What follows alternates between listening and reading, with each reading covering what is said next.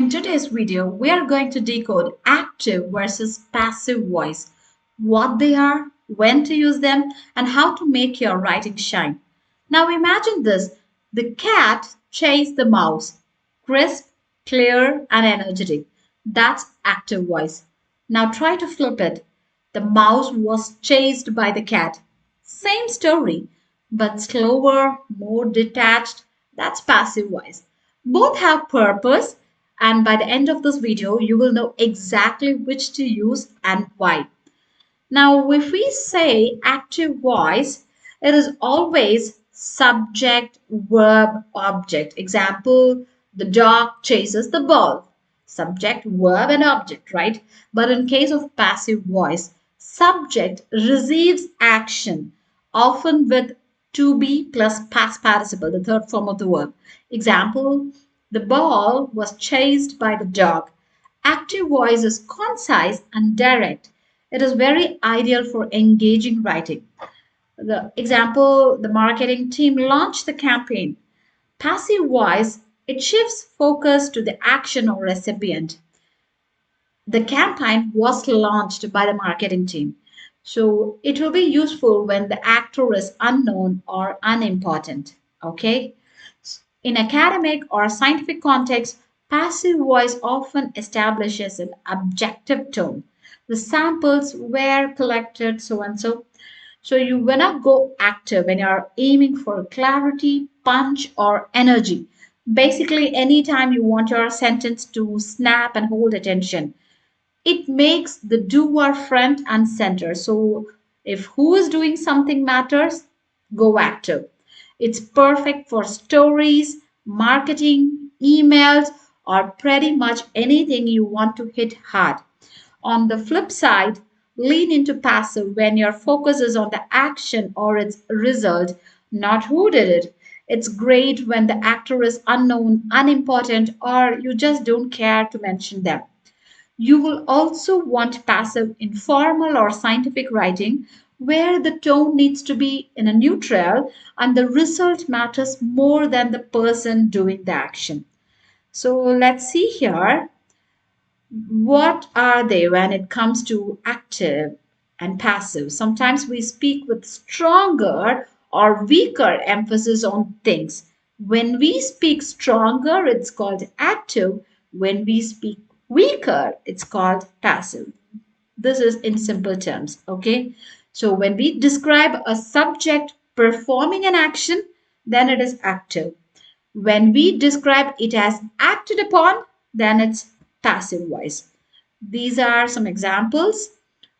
I want to buy that car. Active voice, right? That car is what I want to buy. Passive. The dog chased the ball. Active. The ball was chased by the dog. Passive. Let's see some more examples. She opened the door. Crystal clear, right? Active. The door was opened by her. Passive. My daughter likes movies. Active. Movies are things my daughter likes. Passive. Okay. So remember when you're writing blog posts, emails, stories, or speeches, try to use active voice most of the time. It's like hitting the gas. Your sentences sound clear, confident, and energetic.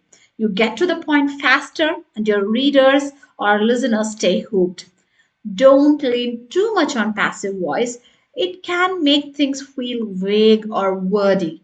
Readers might start wondering who's doing that, what they are doing. So, too much passive tone, it can feel like you're hiding something or just playing it safe.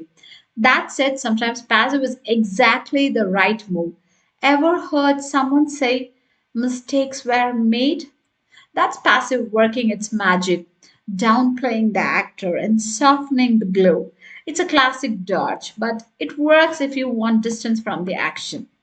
Also, in science reports or formal writing, passive voice adds neutrality. It lets you focus on the experiment or the outcome.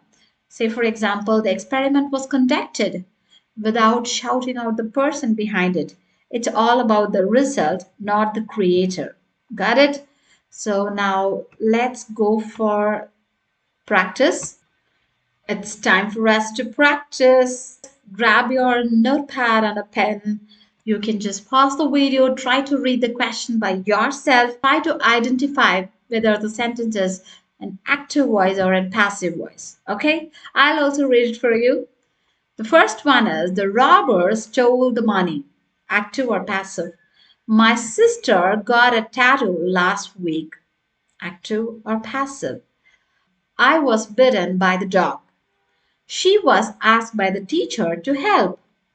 The author signed a copy of the book. And the sixth one is the book was signed by the author. I asked her to mow my lawn. My fence was hit by the car.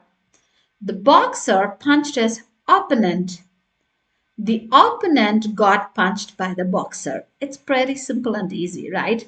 So let's check the answers now. For the first one, the robber stole the money. It's pretty clear, straight, so it's active voice. My sister got a tattoo last week. Active voice.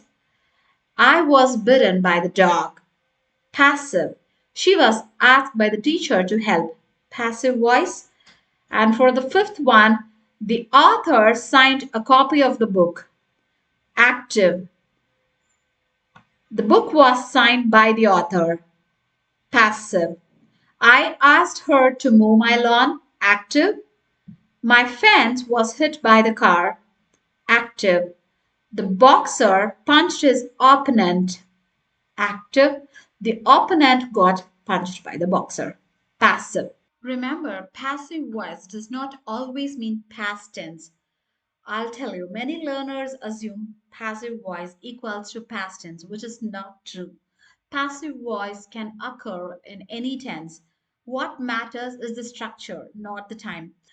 So, English is spoken worldwide, that is present simple passive. And if you want to use it in present continuous passive, example could be like the dishes are being washed, and future passive also will be there. The work will be completed by Friday. So instead of thinking passive equals past, understand that passive simply changes the focus, who or what is receiving the action, and it can appear in any tense. So you have to look at the auxiliary verb plus past participle. That's your signal. Okay. And some verbs cannot logically be used in the passive because they describe a state, not an action. You can't say he was known the answer because know is a stative verb, right? It describes a state of mind.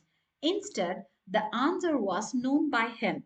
This is awkward but grammatically acceptable in formal writing. Better, he knew the answer. So passive voice works best with action verbs, verbs that show doing. Stative verbs like own, believe, prefer, know usually sound unnatural and passive. They describe mental states or possession, things you can't really to do someone. Okay? And passive voice often requires prepositional logic. Not all active sentences convert directly to passive, especially if the verb is transitive with prepositional phrase. For example, in active, if you're saying like they looked at the painting, in passive, the painting was looked at. This is grammatically correct. The preposition must stay with the verb. In passive sentences, the phrasal or prepositional verbs like look at, talk to, listen to. Remember, you can't drop the preposition, it has to stay at the end. Okay, so that's all for today's video. Kindly like, share, and subscribe and practice more active and passive sentences. See you in the next video. Bye bye.